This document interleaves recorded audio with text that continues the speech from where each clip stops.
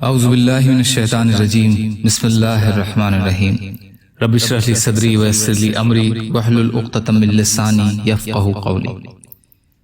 اللہ تعالیٰ کے راستے میں نکلنے کے فضائل۔ حضرت ابو ہریرہ رضی اللہ تعالیٰ عنہ روایت کرتے ہیں کہ رسول اللہ صلی اللہ علیہ وسلم نے ارشاد فرمایا، اللہ تعالیٰ کے راستے کا گرد و غبار اور جہنم کا دھواں کبھی کسی بندے کے پیٹ میں جمع نہیں ہو سکتے، اور بخل اور کامل ایمان کسی بندے کے دل میں کبھی جمع نہیں ہو سکتے۔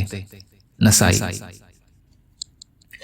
حضرت ابو ہریرہ رضی اللہ تعالی عنہ روایت کرتے ہیں کہ نبی کریم صلی اللہ علیہ وسلم نے ارشاد فرمایا، اللہ تعالیٰ کے راستے کا گرد و غبار اور جہنم کا دھواں کبھی کسی مسلمان کے نتنوں میں جمع نہیں ہو سکتے۔ نسائی۔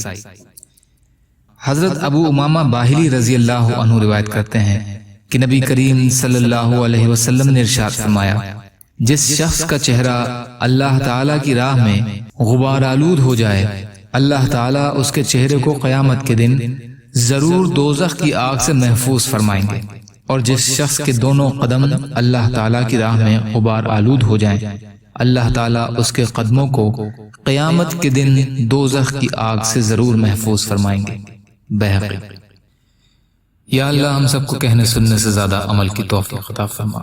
یا اللہ جو مظلوم ہیں، پریشان حال ہیں، بیمار ہیں، قرض میں ہیں، بے روزگار ہیں، محتاج ہیں، ان کی مدد فرما۔ یا اللہ جو دنیا سے ایمان کی حالت میں چلے گئے ان کی مغفرت فرما۔ یا اللہ ہم سب کو رمضان کریم کا حق ادا کرنے والا بنا، سچی توبہ کی توفیق عطا فرما۔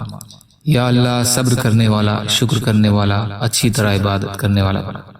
یا اللہ اپنے حلال چیزوں میں سے دے دیجئے، یا اللہ اپنے حرام سے بچائیے، یا اللہ اپنے غیر سے بے نیاز کر دیجئے، برحمتک یا ارحم الراحمین، لا الہ الا اللہ محمد رسول اللہ۔ السلام علیکم۔